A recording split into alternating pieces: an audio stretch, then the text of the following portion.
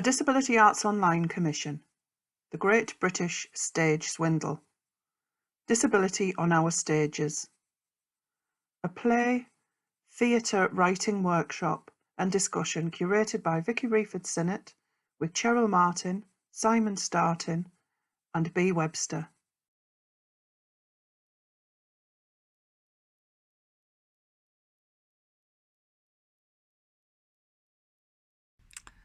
I am just going to welcome everybody to the Great British Stage Swindle, which is a Disability Arts Online Commission from a proposal that I made to them back at the beginning of the very first lockdown.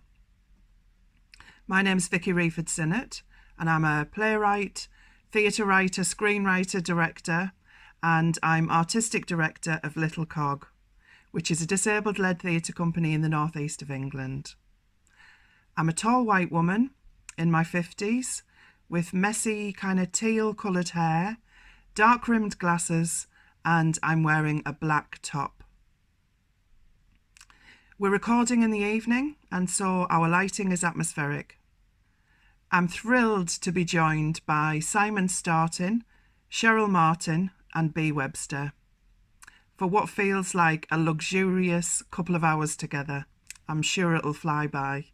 I'll introduce them shortly so that you know a bit more about us, our practice and where we are in our careers. I'd also like to welcome our BSL interpreters, Claire Edwards and Rebecca Spencer, and our live captioner, Katja Hamilton. So just a little bit of context. This is not a how to write a play workshop. Instead, we're going to talk about disability on our stages and its many absences, and hopefully give you some food for thought as we dip into some of the methods and processes that we use. And our discussions will look at our varied experiences of tangible work and what that looks like in the arts, and what our careers as writers and theatre makers might be. Each of us will share an exercise either on narrative, voice, character or structure, and we'll also be discussing key themes as we proceed through the session. We'll all be writing in real time to each other's exercises, so please join in. And pause as you need to, obviously. We've got a real time break in the session, but just do what you need to do. My provocation here is that after 50 years of a human rights movement, the disability rights movement in this company, I still feel swindled about representations of disability on our stages, be they small, medium or large stages. That doesn't mean there haven't been amazing achievements in those decades. There have been amazing pieces of work created by disabled practitioners, but we're still not prioritised. And stories about us seem to still be told in certain ways. The other thing to preface this session with is we are talking about disability. We fully acknowledge that not all disabled people want to write about disability all of the time. And that's brilliant. But for this session, we are focusing on that. That's a major part of our focus. So without further ado, I would like to introduce you to my wonderful guests. So Cheryl Martin, can I invite you to tell us about yourself and your work? Hi, I'm Cheryl Martin. You can hear from my accent, if you can hear my accent, that I was originally born in the States, but I've lived in Manchester, now Salford, since 1988. So I've lived here twice as long as I lived there. I'm a middle-aged Black woman, older than Vicky. I'm actually 60 years old, and I'm sort of medium dark brown skin. Um, I have long dreadlocks, which are tied up in a sort of blue, white, and yellow scarf and swept over to one side of my face, wearing a yellow top, and I think that's everything. Um, I've I've been working in theater for a long time, but only doing my own solo shows about my disability, which is mental issues. I've had severe depression and borderline personality disorder. And I've been depressed since I was about 8 or 9 years old. And my shows, the three solo shows I've done have all been more or less about that, especially the first one, Alaska, and the newest one, which is called One Woman. One is about what it was like growing up with such bad depression. And the other, that's Alaska. And then the second one is why did I grow up that way? Which is perhaps a more interesting question. Um, and where I am in my career, well, it's amazing. Since I started doing the solo shows, my career has really taken off. And then I got an unlimited main commission last year, well, almost 2 years ago now, for One Woman. And that's completely transformed my career. And because of that, I've started doing international stuff. Like the film of One Woman is going to be in Brazil on Saturday, in just 2 days' time from when we're actually recording this. So, how do I feel about about the issues of representation and where our voices are? I have to say that it's almost nowhere. You know, there's been more people talking about mental health issues in sort of getting more attention from the mainstream in the last, say, 6 or 7 years, especially in the last 2 or 3, but it's still sidelined. And and what's interesting is that it's not taken into consideration when you're doing the show. So if you're excavating trauma and talking about what goes on with you mentally, no, there's no care taken for the performers when they're actually doing that. So this is becoming a bigger issue. And I'll stop there. Thanks so much. And now can I introduce Simon Startin? Hello, I'm Simon Startin. To describe what I look like, I am a middle-aged white man with large glasses, brown rimmed glasses, and a haircut that indicates that I'm afraid to go to the barbers because of COVID.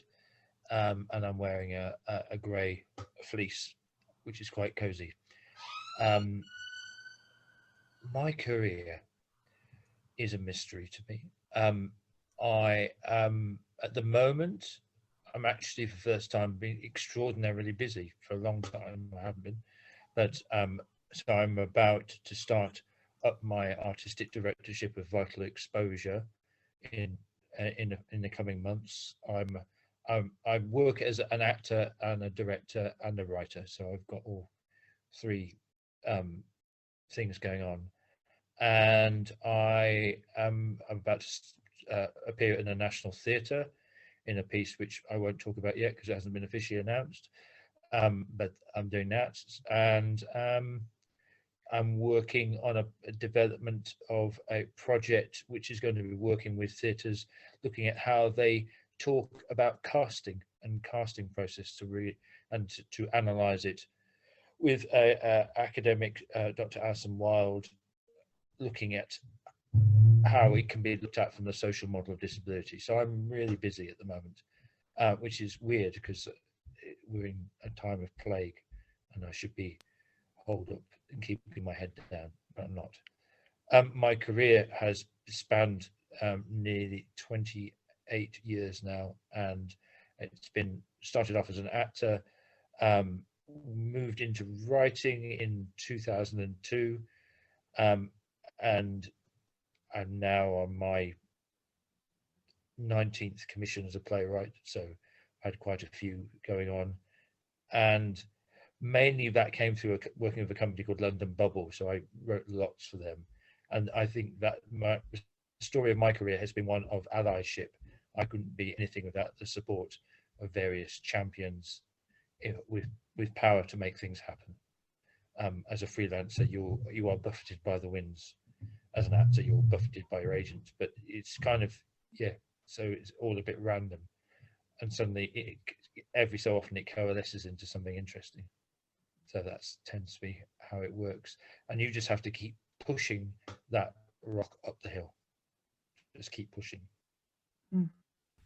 Thank you, Simon, and congratulations on your appointment of Artistic Director at Vital Exposure, which at the time of recording is news hot off the press.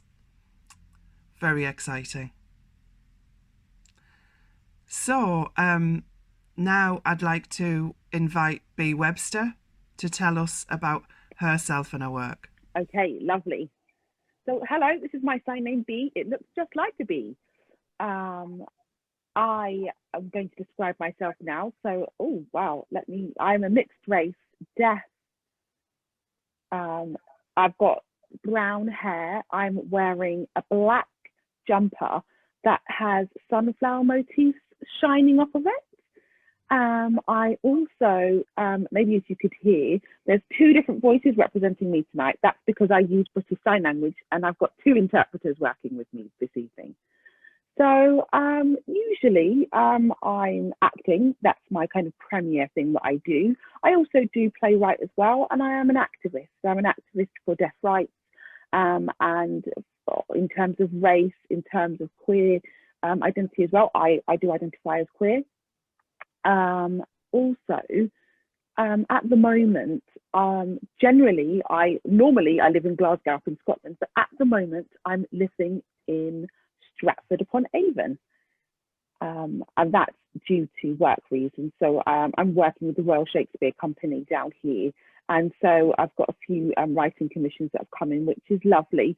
So I've also been working with Vici from Little Cog, which has been absolutely brilliant as well. Yeah.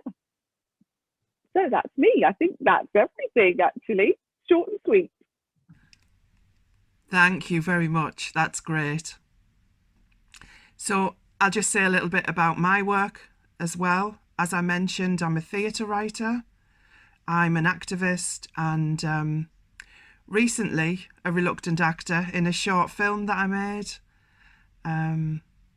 Not everything that I write is what I would describe as a play in terms of a conventional 3-act structure.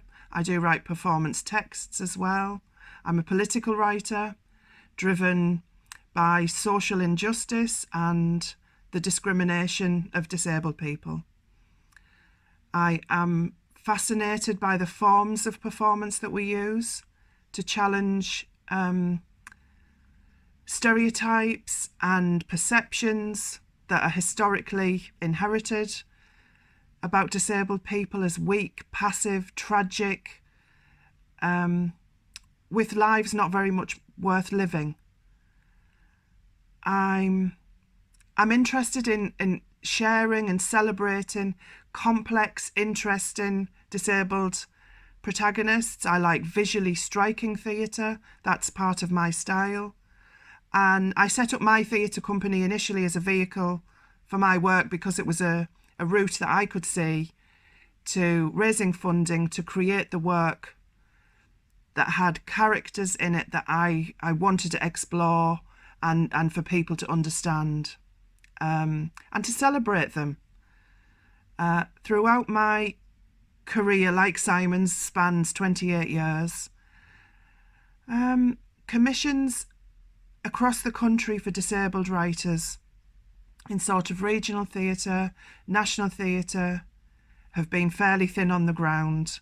And a lot of the time we are driving those commissions. We're making commissions happen.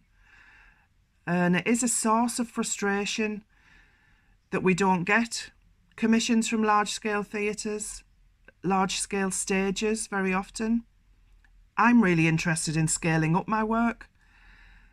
That doesn't mean that I don't think intimate work is important. It really, really is. I would happily, I've been very lucky with commissions, with Arts Council funding, and I have sustained viable work over recent years. I think I'm interested in those bigger stages with our voices. So not that just we're being appointed as actors, but that the work is written by us, directed by us, produced by us, and that we have a greater visibility, but also a greater stake in our national story. Yeah, that's important to me for so many reasons. 20 to 25% of the population is disabled, and our stories are still mistold, not told by us, or hidden. I feel like I have hit a glass ceiling. I know that's kind of a cliche term, but I feel like there's only so far I can get. I have been lucky with allies. I've got an amazing ally and partner in Arc Stockton, which is a beacon of excellent practice in the north. But I do think more generally in wider theatre there is expectations on us or pressures on us to change the way we want to tell our stories so that we can progress through that glass ceiling. That interests me, how we deal with that. So yeah, I think that's me, the things that are important to me. So now that we've had our introductions, it's time to get the creativity started, which at the time of recording, we're at 6:30 in the evening. We've all had long days, but it's time to do something really nice. It's essential to warm up. For me, most days I need to, and I know not everybody does it, but it works for me. It gets me out of a particular space and gets my writing head on. So that's, yeah, what I'm going to suggest that we do. I might do my warm-up in a number of different ways, but what I suggest we do tonight is sort of just some free automatic writing, where we literally just put pen to paper or fingers to keyboards and write. We're not stopping. It's 90 seconds long, and all we're doing is just getting words from here onto the page. We're not trying to write something in terms of a piece of writing. So I'm going to give us the theme of conflict, so just to help us get some words down. We'll use the theme of conflict. People might choose not to have a theme at all, or you might choose to warm up to a theme that relates to your writing at any given time, or it might have a nice action theme. So we're going with conflict. I'll use my phone to be the timer if everybody's ready to get writing. We're inviting all of you to join us. 90 seconds, automatic writing on the theme of conflict. Let's go. A slide on screen reads the Great British Stage Swindle, writing warm-up exercise. 90 seconds, automatic writing exercise on the theme of conflict. Not trying to create a piece of writing, just getting words on paper. Not giving up, even if it means writing, can't think of what to write. Write through it.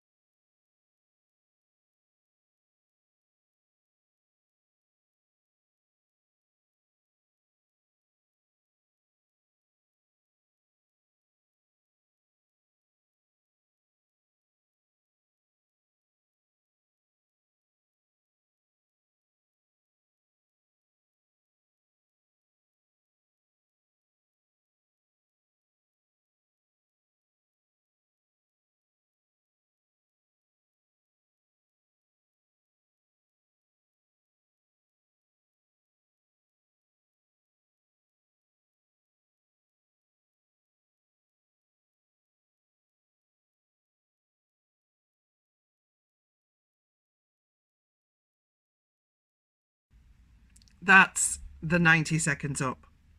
Brilliant. Okay.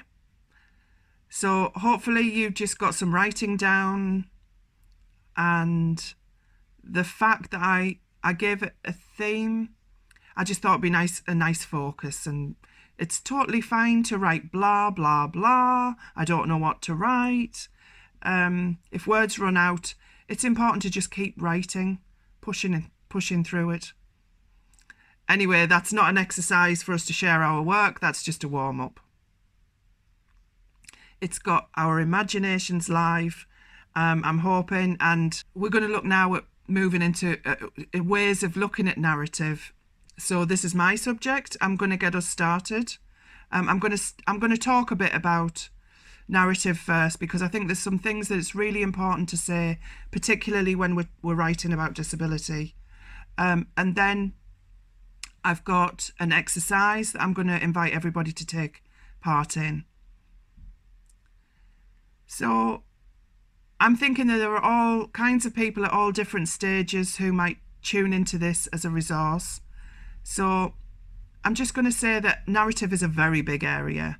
There's a lot of theory attached to it in literary terms, and I'm going to try to avoid most of that and just talk about what interests me as a creative person in terms of narrative and the lens I use as a disabled artist to view both traditional and non-traditional narratives, which are perhaps challenging, reclaiming and rewriting narratives. For me, narrative is not simply the story, but it's how a story is framed. So narratives are constructed, they're built with ingredients from a number of sources. And those ingredients might include cultural experience, political backdrop, social status, inherited historical learned information. And if I give an example of what I would describe as a traditional populist narrative, thinking broadly about the United Kingdom, one narrative has been that the United Kingdom is a great power full of visionary world leaders who've gone out, discovered the world and saved the world from itself. That's been presented to us as historically through education as fact. We're not expected to question that national narrative. But obviously, I would see that as a jingoistic narrative that's been created. And many of us would deconstruct that, pick it apart, and see something a bit darker and something more problematic. Perhaps we'd use a lens to create a more honest narrative about what notions of empire have done around the world, done to other people, theft and appropriation, and created a set of beliefs that are a so-called normal. We would hope to challenge that. And so I think thinking about those things are really important when we're creating theatre that adds to our culture. And I also just wanted to say a little bit about aesthetics, because I think that's really important in narratives in a disability context. There is much talk of a disability aesthetic. And in this short time that we've got, I just want to say that I don't think there's a single disability aesthetic. But because we've got common or shared experiences of exclusion, of impairment, we might have common threads that sort of contribute to several threads of an aesthetic. It's a bit like a palette that we draw from if we choose to. So my exercise is about that bigger picture to begin with. And yeah, it's about narratives and what narratives we want to see.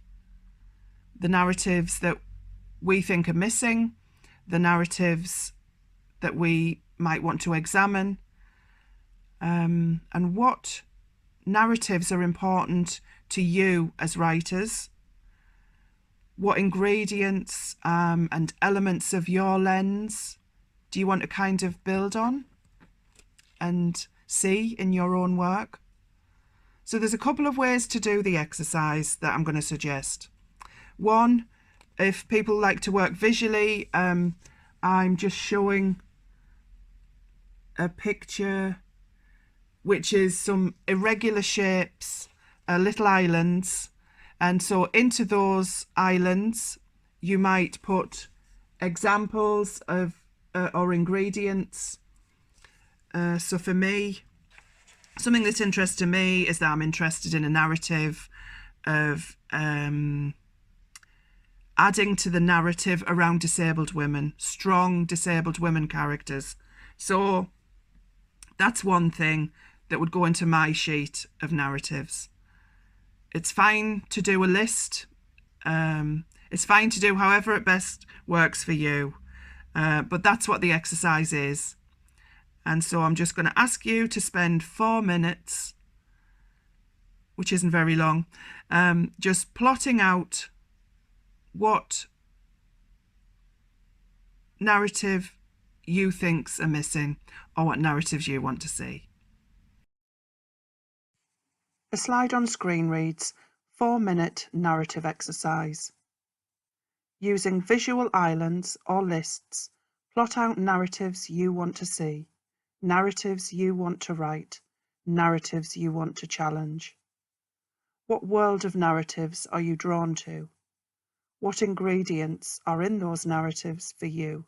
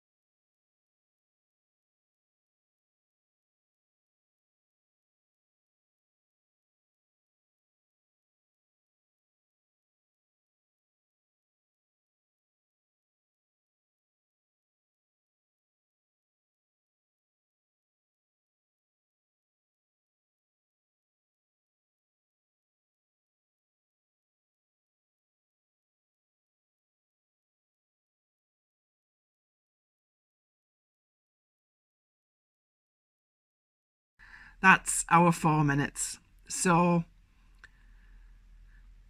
I was just going to invite you, somebody, to give us a little bit of feedback on what came up for you in that exercise. And it doesn't have to be everything, just a little flavour to demonstrate where your thinking went. Would anybody be happy to do that, Simon? Okay, I went with the idea of just looking at narratives around disabled people, which I would like to see, would like to do, etc. And partly because I've been writing one myself, I want to see narratives around the concept of inspiration porn, which hasn't really been done yet. It was done by Birds of Paradise a little bit, but well, a lot. I'd like to see more of that, preferably with me writing it. I'd like to see narratives with a global perspective, but narratives around what's it like to be a disabled person in Korea and Germany, as well as about what it's like in Britain and the UK. Want to see narratives about the diversity of disabled experience, that one size doesn't fit all. We've all got different experiences of that, and I'm intrigued to write like if the classic story of someone who's with locked-in syndrome. How do you make a drama with someone with locked-in syndrome, and not play into the narratives around dignity and dying and not dead yet and stuff like that? How do you do something else? Disabled people in positions of power, rebellion rather than compliance. I'd like to see the actual great forms investigated, the tragedy, the classic comedy, epic theatre, where the personal and the political and the existential are all present at one time. Disability used to talk about other things. It's a metaphor, but not the metaphor people think it is. And narratives where the able-bodied redeem themselves instead of the disabled people. Excellent. Yeah. Cheryl. I really like how wide-ranging that list was. My list, by comparison, is very personal, maybe because most of the stuff I write is very personal. So I started off with Black LGBTQIA+ disabled women, lesbian love stories that are funny and end happily, honest depictions of living with mental health issues, African descent families coming to terms with LGBTQIA+ members, as well as acknowledging and dealing with mental health issues, what it's like for African descent people when your family refuses to acknowledge your mental health reality and needs, funny treatments of all the above, honest depictions of what it's like trying to be a Black female gay disabled artist, but it should be funny, funny depictions of all the travails we face because funny gives you strength, honest depictions of what it means to be fetishized for your disability, what it feels like to have rescuers around you, what it feels like to have abusive sharks circle in. Great. Yeah. Excellent. Very detailed. I like that. B, did you want to add anything? Yes. Actually, similar to Cheryl, in fact, because I'm also, very personal in the way that I write and the way that I work. And I genuinely want to see more stories about intersectionality. So, I'm fed up of just watching or experiencing these stories with a white deaf person, for instance, or a gay white deaf person. We're just focusing on one layer here. If you take my background, I'm mixed heritage, I'm deaf, I'm queer, there's mental health at play as well. So, it can get rather frustrating that we're only looking at one layer of the intersection when there could be 2, 3, 4 or multiple layers to this intersection that we could be seeing. But yeah, I've definitely had it up to the hilt with the stereotyping of the way that things are portrayed. And also looking at LGBTQI+ stories, it's always about coming out. So it's really super sad, soppy stuff. I want to have fun. I want to, look at things that are enjoyable. So I think, yeah, as well, having those queer narratives in there. You know, there's a variety of queer people out there, but where are they? Do we see them? So I think that is really should be the foundation to how this is done for these narratives to play out. But unfortunately, it's not. That's not the case. Really good point there. I really agree with her. And I think maybe that's the next step we're on, the next journey, is that the identity politics has sort of put us in little pigeonholes of expression. And Shakespeare and Brecht didn't have to worry about those things. They didn't have to worry about how they identified. They worried about their characters and the world in relationship to them. So I think we have to do the identity politics because there's healing to be done. But once we have the right people on the stage, at last we can look on stage and say, at last all humanity is here. Then we can really start to motor with it, I think, and start to look at intersectional narratives. And we probably won't even need to call them intersectional narratives, because intersectionality is a concept from identity politics. So I think it's a phase we have to go through, but it does limit us. I'm not sure I agree that I don't agree with the term identity politics to begin with, and I'm not sure that it's limiting either.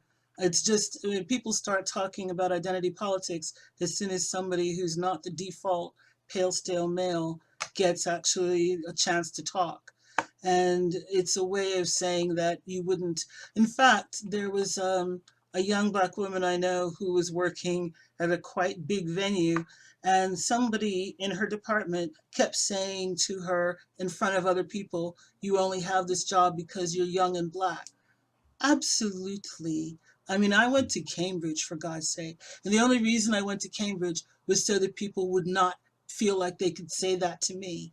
And it's just, it's just a way, to me, that's a way of putting people down in a way, and saying that, you've only got this slot because you're Black, or because you're Black and disabled, or because, because you're transgender or something, trying to reduce you to being flavor of the month. I think that the universal stories our stories are also universal. And they're just as universal as anything that Shakespeare or Brecht did. So I would argue more that way.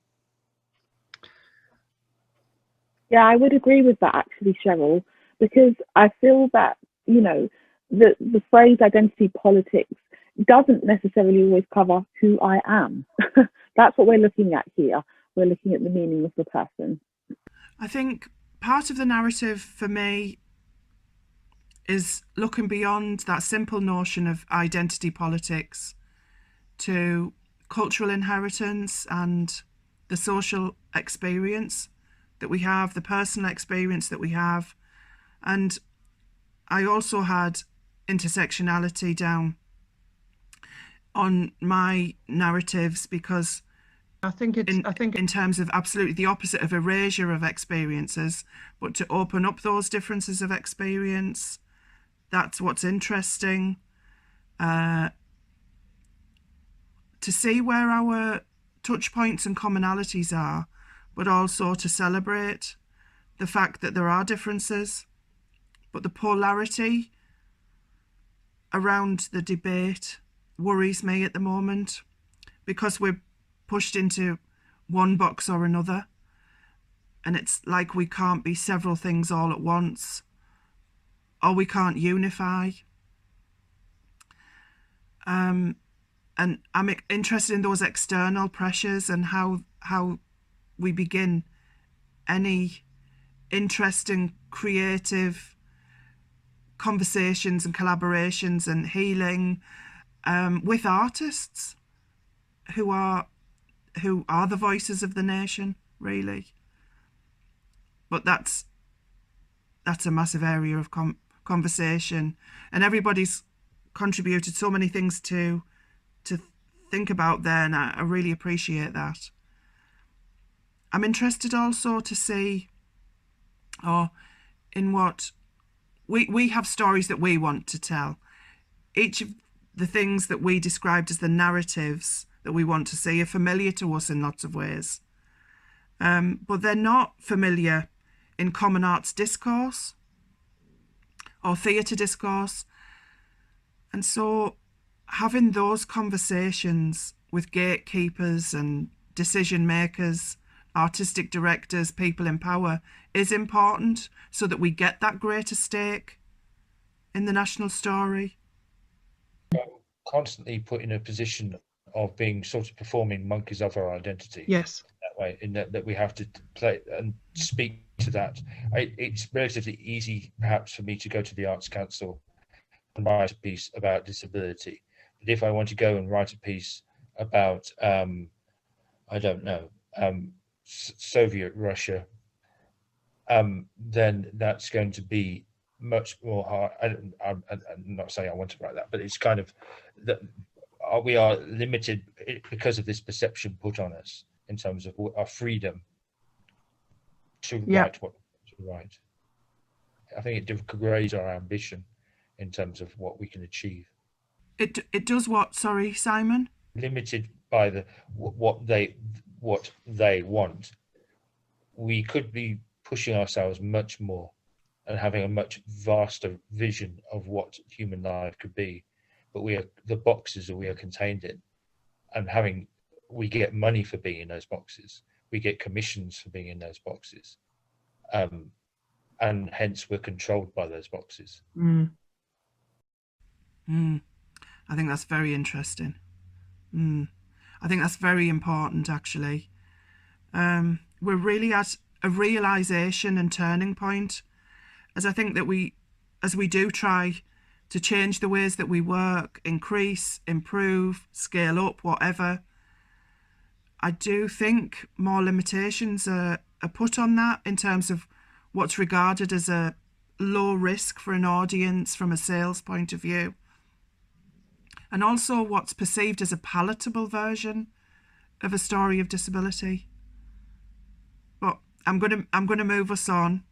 There's so much to think us on. I'm going to move us on to the next section, which Cheryl was looking into, a way into your voice.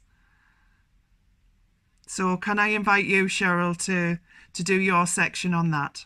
Thank you. So I'm looking at this, my solo work is basically me telling stories to the audience and using lots of dense imagery and song and lots of other things, non-linear narratives that jump around, and there's sort of an emotional through line, but there's no conventional narrative. So, and as you heard when I was talking, when I did Vicky's, when I did your exercise, what kept on coming out was funny, funny, funny. And my stuff, maybe because it deals with trauma so much, I also always try to make it funny if I can. But that's partially because I think that a lot of things that happen are funny. Also because you can actually be more savage about reality when you're writing a comedy. People tend to let things go in a comedy, and you can say things that if you were saying it in a straight or play might be met with resistance. But if you're making everybody laugh, you can get your points in there and get those zingers in. So I'm going to put my provocation into the chat, and it's very short, really. Describe the funniest thing that ever happened to you or that you saw happen to someone else. And include 2 of these if you can: the time of day, where you are, the season, a color, or a sound. And it really is, you don't have time to go very long on this if you've only got 4 minutes. But it really is, just think of something funny that you saw happen. And the reason why I choose this for your voice is because when you choose those details, especially if you can get any of the sensory details in there, sort of like where you are, a season, a color, a sound. The choice of those things actually creates the atmosphere and carries the meaning for you. And it creates a picture in another person's mind. And then it's just telling a story. And stories are deceptively simple. And people think, you know, when they're hearing you tell a story, that that's all you're doing is telling a story. When really, like when I do mine, people think I'm making it up on the spot when it's all totally scripted, and I almost never go off script. But you know, it's like watching Fred Astaire or Bojangles dance. You know, they make it look like they're floating on air, but you know, all the work that goes into that is sort of hidden. Um, so anyway, I'll say that again. Describe the funniest thing that ever happened to you or that you saw happen to someone else. Include two of these if you can: time of day, where you are, season, a color, or a sound. And I'll start timing. Does anybody have a question? Okay, I'll start timing now. A slide on screen reads Ways into your voice. 4-minute exercise. Describe the funniest thing that ever happened to you or that you saw happen to someone else. Include two of the following: time of day, where you are, the season, colours, sounds.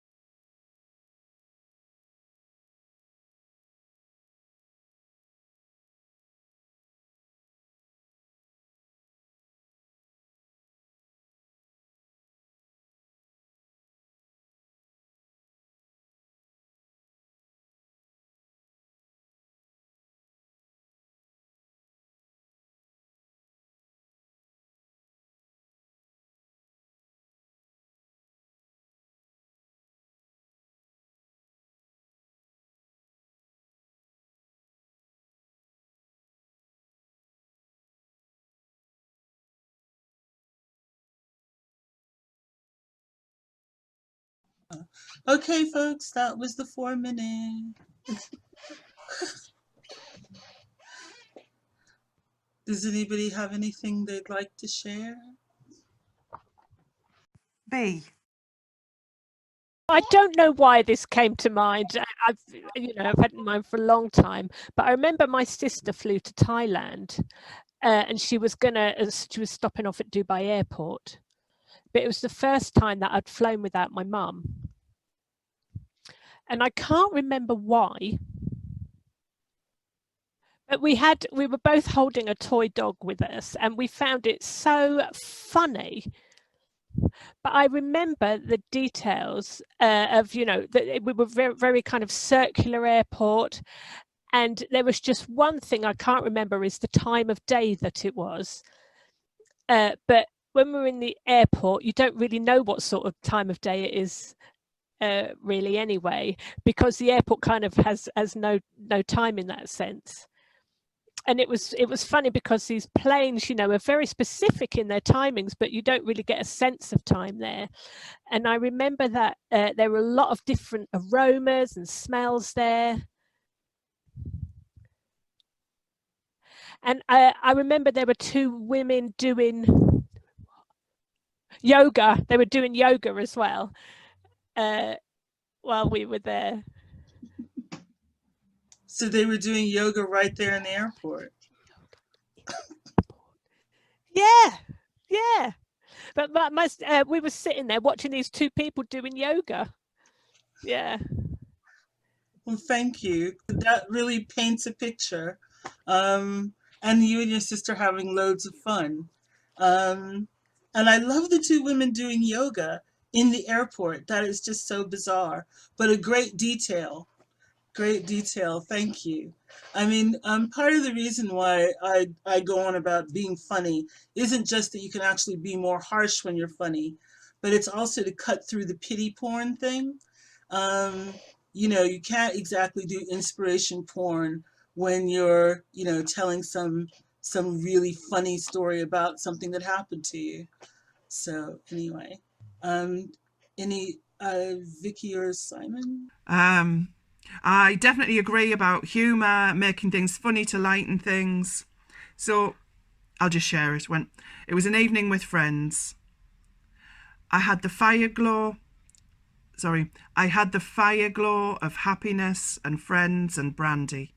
My one drink of the year, when nights are like ice outside and the black eyed peas are inside, making us chant in joyous unity about the best nights. Snow was everywhere outside. Earlier, in my eagerness to be social and feminine and in the party mood, I had decided to wear ridiculously flimsy sandals. Not winter wear. They had little jewels on them, and so it was party time. Time to go home. The slush of winter had frozen hard. My shoes became ice skates that moved around, not fixed safely in place. Like a cartoon cat on ice, I got out of the taxi. Legs splayed, screeching, skidding. I hung onto the wall, the car on the drive. Screeching from friends in the taxi, tears of laughter rolling down my face. I'm afraid that's as far as I got, but it was a very happy memory. Making me smile just listening to you, actually.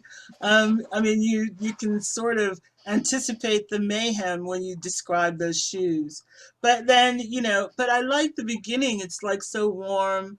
And so what we've not got, well, what I've not got right now anyway, because I'm sheltering on my own and I am not going to be able to do Christmas with anybody else. So that whole, it's almost nostalgic. It's like it's like a little snapshot from another world now. In fact, all of your stories are snapshots from a world that's gone. It's like the airport and you and your sister and the women doing yoga and the party and the crazy person jumping on your chest and just that whole fire. What did you call it? The fire glow and the brandy and all the friends in the taxi. But it immediately makes you smile. and there were lovely images. So thank you, all of you, for sharing that.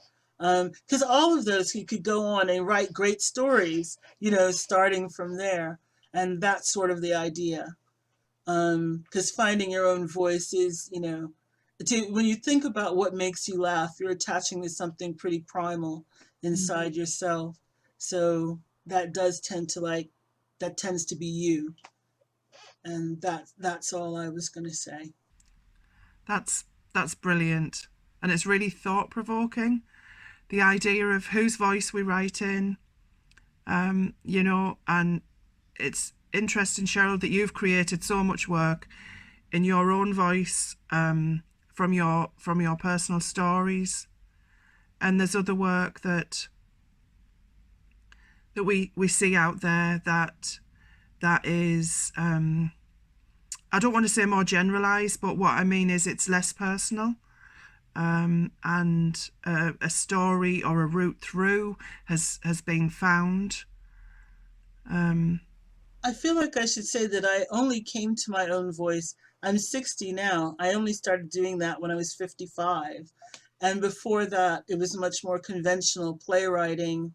Like I started off writing a lot of BBC Radio 4 dramas and things. And so it was, and I also used to do these great big community plays, but I was ventriloquizing other communities. So I did one for the Asian community in Bolton and for the white working class community in Oldham. And, part of being a playwright, I felt, was that you can write in any voice, but, actually having the confidence I guess the confidence to totally do a whole play that was just me. It still seems a little bit audacious that you're expecting people to pay all that money just for you to talk about you. But so it took me a while to get there. Yeah, I think it is interesting for new writers. Well, similarly, I came to my own voice much later. I've written for years, but had different approaches to writing, and I suppose that's normal. It's natural that we evolve, but it feels like many voices are missing from the national picture, not necessarily from within our community, although I would argue that many voices are still missing. But I wonder what needs to change in terms of how receptive venues, commissioners, funders are to those unique voices, do you think? I think that they tend to believe that things are acceptable once you prove that it is. So in a way, it's with every place closed right now, and having to think, just the whole thing that so much work has gone online. A lot of stuff that people used to say about accessibility, blah blah, and we can't do this, we can't do that. Well, they've done it over the last year, so none of that was actually true. And we need to build on the fact that the old verities have sort of, been pushed aside, the old truths, because obviously we can do things in a different way. And I think, I want to go more out into the community again. It's like you have to do certain venues for people to think that your career is on track. Yes, whatever. But where I really want to go is to take stuff back out into the community and really connect with people where they live, and work more on finding the stories that they want to hear, because those are the real voices we're not hearing. Everybody has an idea about who likes theater, but whenever you do something different, loads of different people come in and look at it. So there's whole bunches of people that are not being catered for in any way, and they want stories too. Yeah, that's so true. Stockton-on-Tees, where we're based, which is one of the most, I suppose, underinvested areas. There's a lot of poverty. There's a lot of communities, though, and there's a lot of richness, and there's a lot of culture. And we're actually based at ARC, who do make a genuine commitment to local communities and who do commission a variety of diverse works that reflect that. And absolutely, we find that. I think that that's an interesting thing about the word career, because careers aren't necessarily a trajectory upwards, which sometimes we think they are. Often it's a meandering path, and if we find a way that's sustainable to work, that's important, you know, as an artist. But also it's equally valuable, and probably more so, if the work is connected to community. So I think that's a really important point that you've made there, Cheryl. Listening to our communities as well, and as artists, is to actually go and see, what do you want to see, what do you want to hear about, and artists tend to think that we're the experts on what should be out there, and actually there's better ideas, but finding those structures where we can listen, that's a tricky thing to do sometimes. It's a tricky thing to do. Yeah. People would rather spend their time playing squash on a Wednesday night theatre and looking up to the likes of us.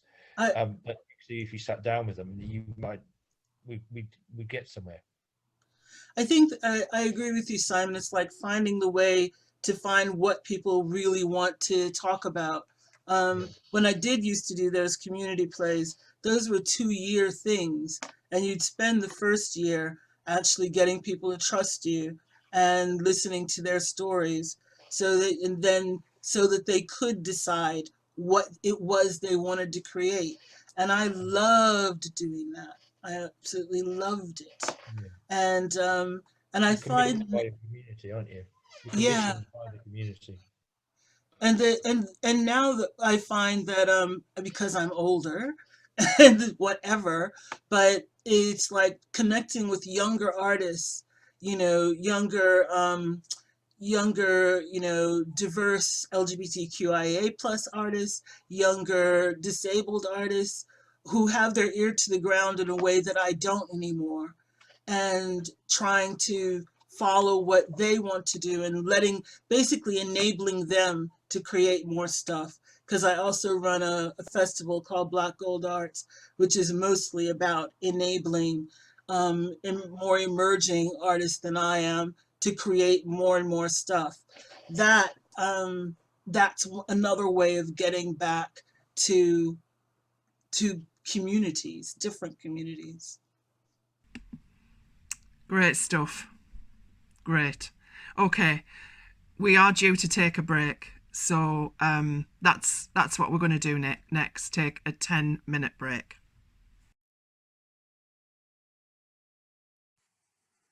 A slide on screen reads, "The Great British Stage Swindle." 10-minute break.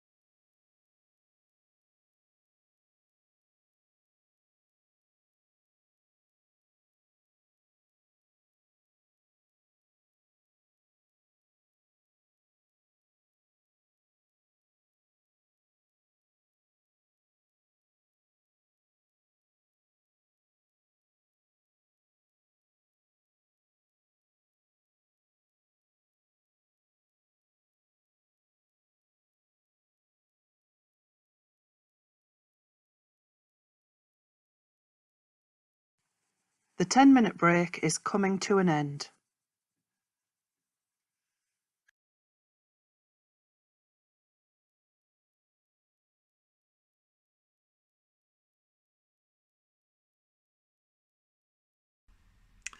Okay, so welcome back, everybody.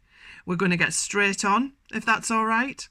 Goodness, we've talked about so much already, and yeah, we could talk all night, I think. I'm just delighted that we're going to work with Bea now, who is looking at ways into character. So I've got two very short exercises which are related, and I'd like these I chose these exercises because they're quite personal in nature, actually. As well as that, they focus, I feel, on the social politics that's around as well. So yeah, we're going to jump and dive straight into the first exercise. So firstly, I'm going to copy and paste something into the chat for you. Let me just do that if I can find it. Got it? Okay. And what I would like you to do is to make a short list. So on the short list, it has maybe 2 to 5 things each, just due to time. So the first short list would be, what makes you angry? The second thing would be, what makes you sad? And the third is, what gives you hope? So at the end of all of those, you choose one item from each of those categories. Yeah, so you've just got 2 or 3 minutes to do that. Off you go. A slide on screen reads Ways into Character. 3 minutes to write 3 short lists with 2 to 5 items on each. 1. What makes you angry? 2. What makes you sad? 3. What gives you hope?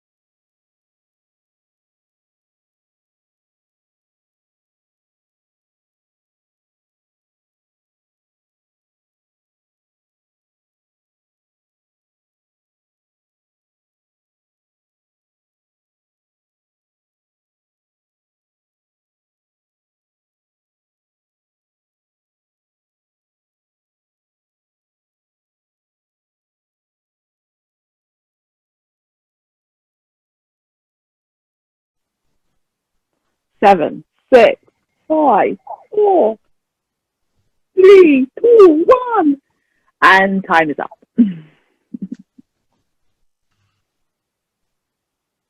Okay, so the next exercise would be, I just want you to write based on, those three choices that you've made from those provocations.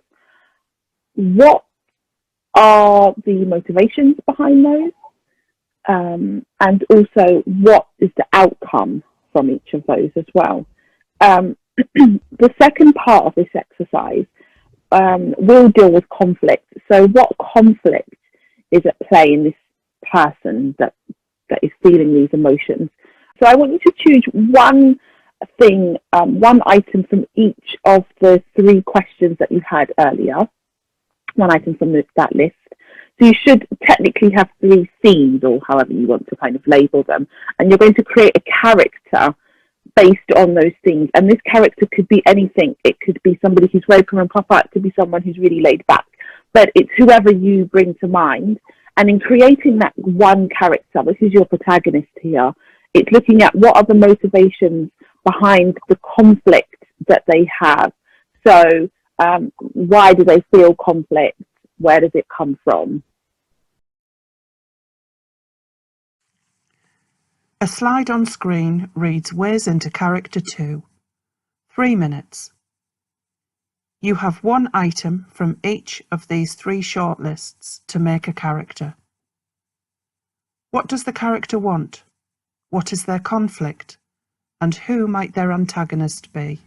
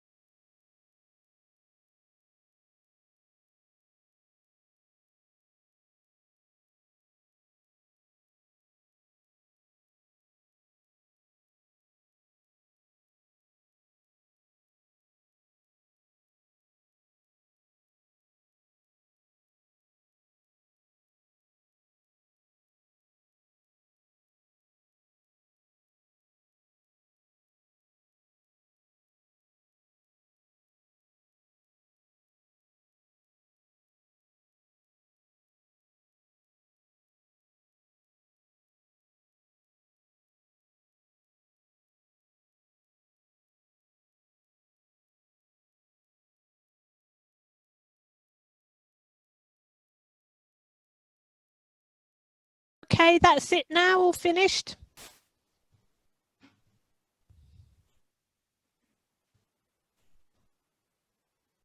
So you're all done, yeah?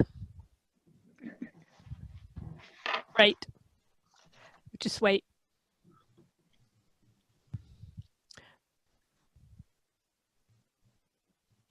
Okay, so I just want to let you know, obviously, if we had more time, obviously the next step would be that would just write a short scene between the two characters, really. But one of the characters must leave the scene.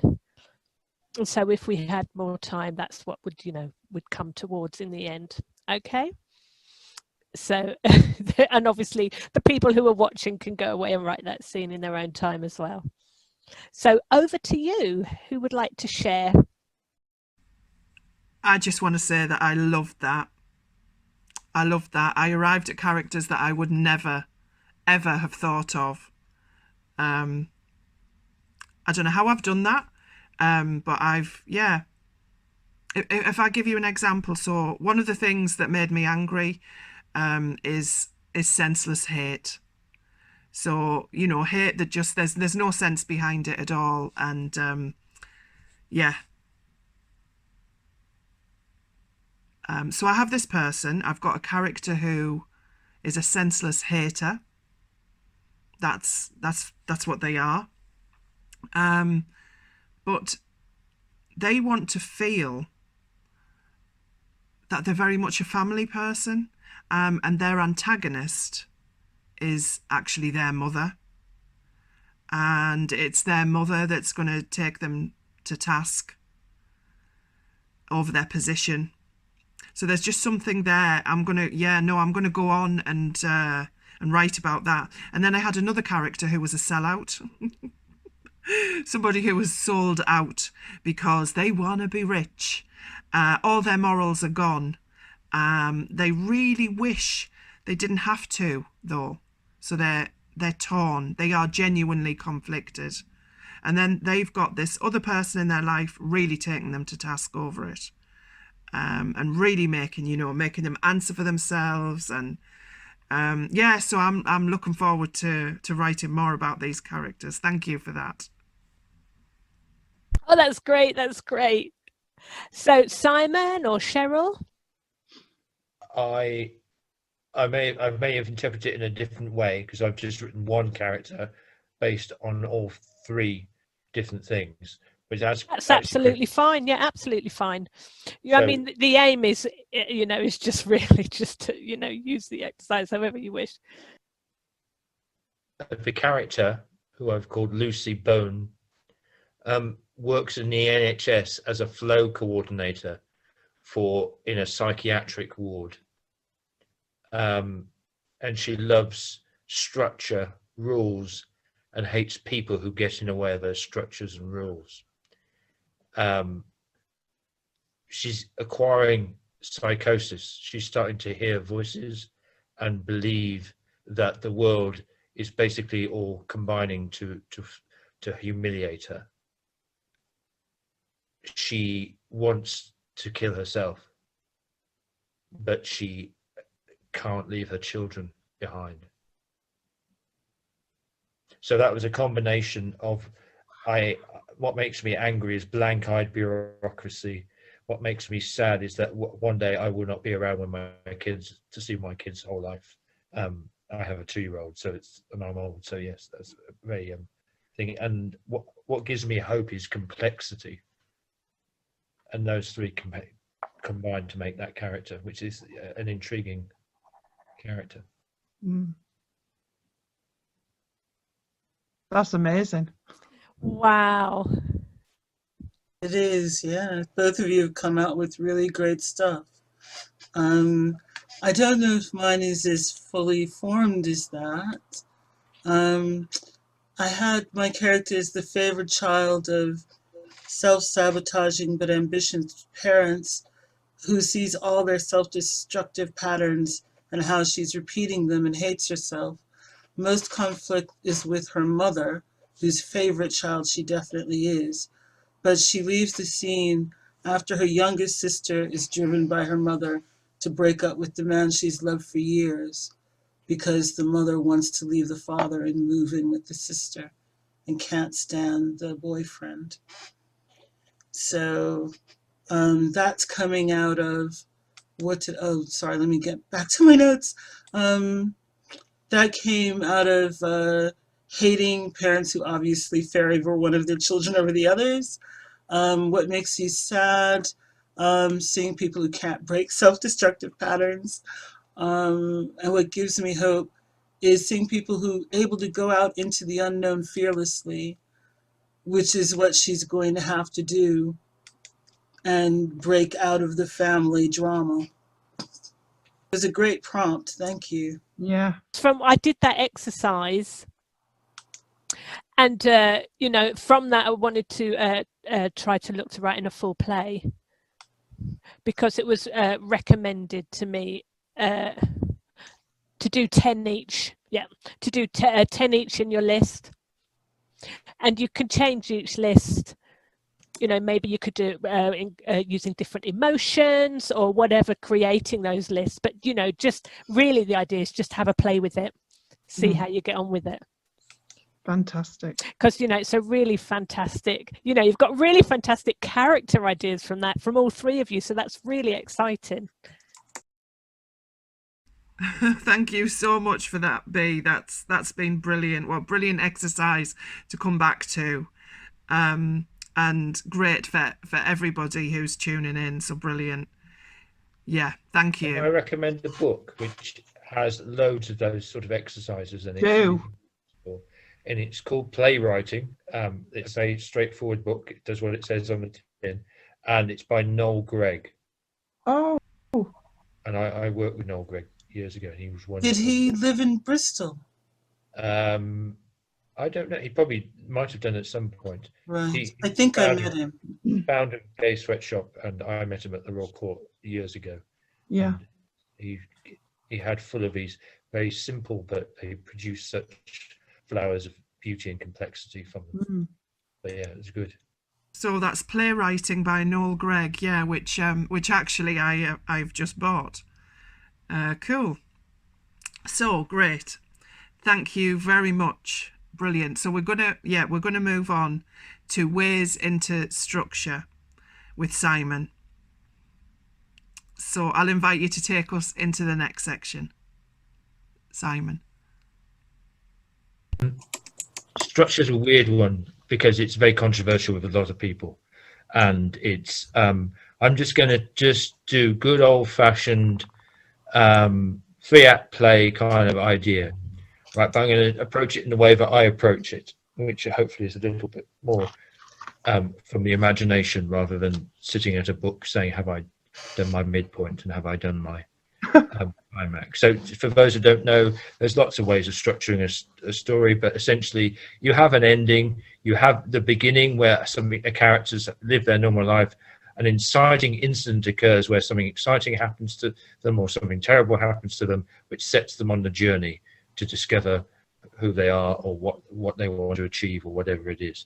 And there's, before the end, there's the climax where they face the hardest journey they have and they either solve it or they don't solve it, and then you have the ending. And somewhere in the middle, you have the midpoint where you discover, the character discovers the kind of key to the life or the key to the story. That's kind of where the midpoint is.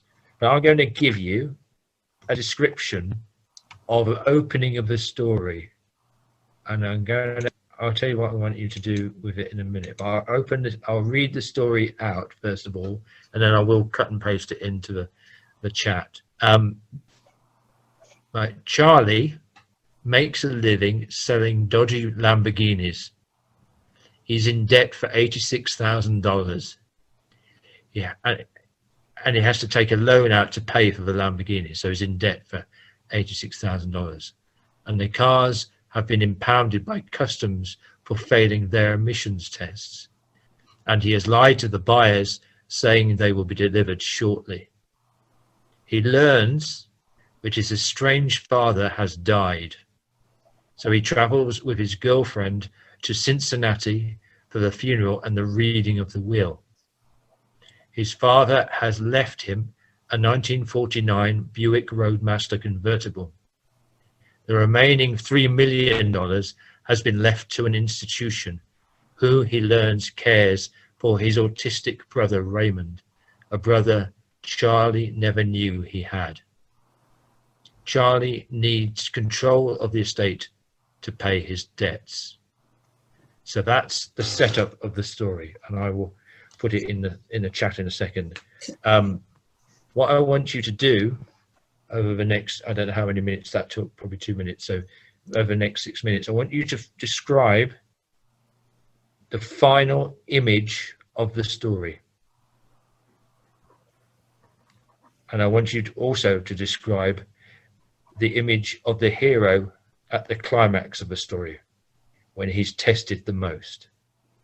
You can do it in whatever form. You can write it down, write longhand or notes or whatever, or just write images. I really just want a description of the images of that story. So the final image and the image when the hero is tested the most at the climax. A slide on screen reads, Ways into structure, 4 minutes. Describe the final visual image of the piece described in the introduction. Describe the visual image of the moment when the protagonist is tested the most, the climax.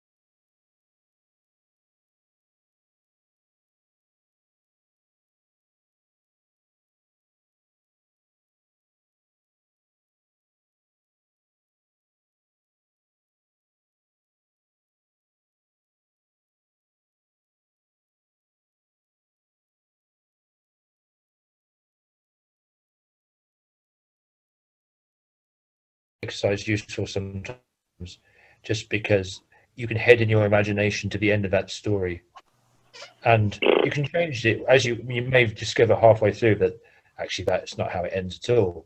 But just having something to focus on, something starts to charge the imagination a little bit. So just like to hear who would like to share first. I was gonna go first. I'm I'm not sure that I was able to image this the right way, but I see the final image of the story. I saw Charlie and his brother in the old Buick setting off on an adventure into the sunset or into the sunrise, down a long U.S. highway into the unknown, like Thelma and Louise, but not over a cliff. Yeah. And then the image when the hero is tested the most at the climax. I see a man squirming with self-loathing, forced to choose between himself and his brother's best interest, and so wanting to choose himself that he's sweating with it, but he'll choose the brother. I see some luxurious surroundings that he's blagged his way into, the physicalization of what he'll have to leave behind by choosing someone else's good over his own. Very good.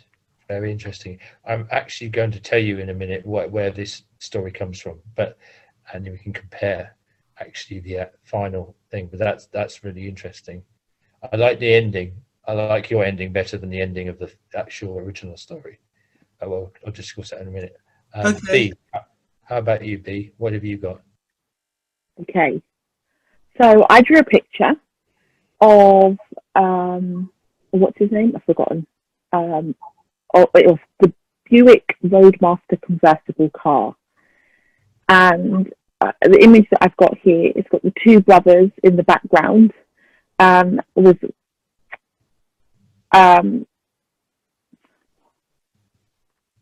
with a wrench, you know, the wrench that you use to sort of fix a car.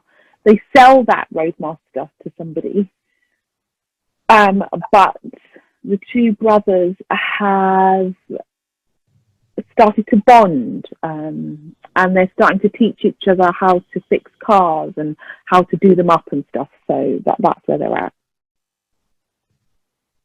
Good. That's the start of a new journey at the end of this current story. Vicky, what did you have? Yeah.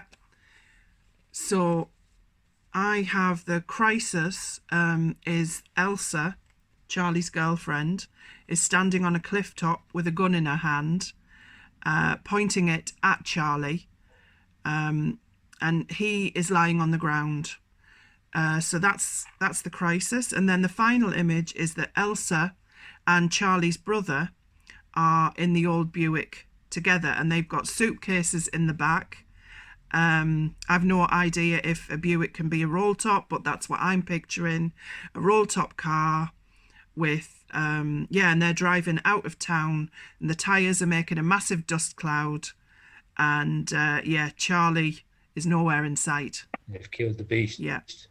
Do you know which story that's from? I had a Is it Rain Man? It is Rain Man, yes. It's the beginning of Rain Man.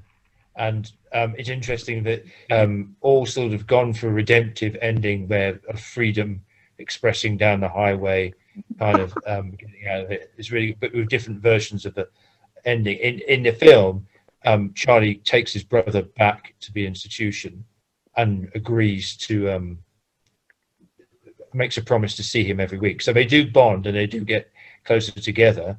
But it's really a redemption movie about an able-bodied person being caused by a disabled person, which is why I was interested maybe to discuss the role of disabled people within stories. And that particular one is a classic kind of, let's use the crip as the road to redemption for the... I was going to say, I recognized that was the setup to Rain Man, but I've never watched the movie. So that's why I came up with a totally different ending, which seems to me like it would be like you said, a better ending. And it's interesting you say like that's a trope that you get a lot with, you know, the disabled person who enables the able-bodied person to get their dreams or whatever, because that's Yes. also something that, you know, the Black characters always do. And Yeah. it's so notorious that there's a term called magical Negro, you know, like Whoopi Goldberg in Ghost. They're literally magical, where Yeah. their whole purpose is to enable, you know, the leads who are almost always white to get their dreams, and they're sort of sexless and don't really have, you know, it's and it is also, you know, with disabled characters as well, and it's simply so lazy. Mm. Yeah. But is it something about the moment you describe? I've always felt, and a lot of my work has been about bouncing off this idea, that the moment you call a character disabled, then there's only one story which the audience want to hear. And if the moment you, and in order to break that, you have to break stories. I And I've agree been with breaking, you. Yeah. breaking stories. There's something fascistic in Aristotelian poetics, which all Hollywood movies is based on. Yeah. It's essentially, we can't, as disabled people, we can't escape this unless we really throw all our toys at the pram, which is exciting, but it means you have to mess up structure and stuff like that. Absolutely. I think that's really important for me as a writer. It's really interesting because I've never written to a 3-act structure. I write non-linear, episodic, sometimes epic structures. But I've struggled with that 3-act story because my life is not a 3-act story. My brain doesn't function in a 3-act way. And so that's really interesting. But I do feel more and more as I move on into kind of television work, or if you want to work in film, then it's an absolute prerequisite to work, to follow those prescribed rules, which is incredibly frustrating, especially when we want to be the authors of our stories. But I think you're right about the need to break stories, and certainly to examine structure and what it serves. Yeah. I don't know. I guess I would ask, what are your favorite stories? What are your favorite films? Do they really stick to that 3-act thing? Or are they different? You know? Mine are all over the place. Yeah, I'm trying to think myself. Um, I think that structure is there because it's something intrinsic in humanity that requires it. But there's a thing to be involved in a story, and that's the best way to teach it, is in that structure. Mm. But I think there is a solution for disabled people within it, and I will work heaven and earth to try and find it. Mm. But I think you might have to be a bit naughty to try and get it. a lot of times when I'm looking for stories, I'll look to folk tales from other cultures, Yeah. just to get away from that sort of Western idea of what a story has to be. Because there are other sort of ways of looking at things. I think you know, I guess people like a happy ending, and but it doesn't have to be. I guess what I keep thinking while I'm hearing the discussion is that it's a matter of perspective. You know, it's sort of, I used to think about if there was a diamond on a table in a room with lots of windows and light coming in, and then you had a lot of people sitting around that table looking at that same diamond, what diamond they see is totally determined by where they're sat at that table. And to me, that's just reality. So the diamond is real. I'm not saying there is no diamond, but I'm saying that the diamond that you see might be totally different from the diamond the person across from you sees because of the way the light's hitting it and blah, blah, blah. And that difference is where I find all my joy, I guess, is that there's loads of different perspectives. And there's no reason to see it just because the person who owns the table is saying that this is the way this diamond looks, I don't care. I really don't care. So it's like I'm interested in what all the other people see. And then it's looking at it from all those different perspectives that makes up reality. It's a brilliant description, and it brings us back to how the narrative is framed, perception, but also how the narrative is perceived, which is really interesting. And I think that gives us lots and lots of food for thought. And I think that's an amazing challenge for disabled writers and of theatre, screen, and our television is to look at now how do we challenge that? How do we challenge that? How do we reframe? How do we reclaim the narrative? I am actually conscious of time, and we'll have to get back together another day, make things happen, make that happen, so that more conversations can happen. It's clearly needed in our community. So I hope this is the start of something wonderful. We're going to round off with one tip that you would give to writers, something that you would, that you'd be happy, that you'd like to share. Oh gosh, am I okay, you can hear me, sorry. I think that for me, you had asked before for 3, but the one that I would say is don't hold back. Don't worry if your material is too dark. That's the stuff everybody wants to talk about but is too afraid to. And, our thing as writers is we talk about it so that everybody else can. Brilliant. And you're absolutely right. I did ask for 3. Yeah, thank you for that. Yeah. Anyone else? Yeah. So one is write the story that you want to tell, because you know your story. Secondly, don't be scared of rejection.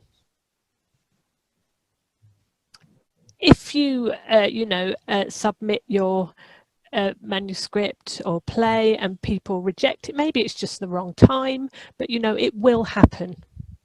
And thirdly, don't aim for the perfect story, because if everything's just perfect, you're just going to hit a lot of barriers. Really, just follow your gut instinct about the narrative, about what you want to say. Thank you. That was brilliant. Yeah. Simon. I didn't do my homework, so I'm thinking this on my head. I would say that you make your own work. Don't wait for it to come. Go and get good at funding applications and make things happen that way, because you'll be a long time waiting for someone to pick up your script, if I'm honest. The Bush Theatre, for example, I know for fact receives about 1,200 scripts a year, and of which they're read, but not many are ever produced. Most of the scripts they've ever produced come from other development cycles not being sent in, so, and from people with agents and things. So that may have changed since I was last there, but that was essentially what was happening. And it's too big a task to find all the writers and give them and to read them properly. I would also say be absolutely true to yourself. Allow yourself to be surprised, which I love B's exercise because it surprised all of us. Allow randomization and don't get too het up on the grand concept, because that eventually will come into play. And thirdly, just be a dripping tap. It can take a long time. Just keep dripping. Thank you. Yeah, I would say don't give up. You know your story. Write what you want to write, and don't spend or waste too much time on mass submissions, on writing competitions, because it takes a lot of energy and it can be soul destroying. Really weigh up if you're ready for something, if the work is ready, and by all means then do it. But it's not a brilliantly productive route. Find ways to make the work happen. Find other people to work with, and yeah, as Simon said, put applications into the Arts Council. And yeah, that's been brilliant. Listen, thank you so much. We're at the end of our session. Thank you to the people who've tuned into this after we've recorded it. Massive thank you to Cheryl Martin, Simon Startin and B. Webster, to our brilliant interpreters Claire Edwards and Rebecca Spencer, and to Katja Hamilton, our live captioner. Thank you to Disability Arts Online for the space for this discussion. Let's keep going, folks. Thanks very much.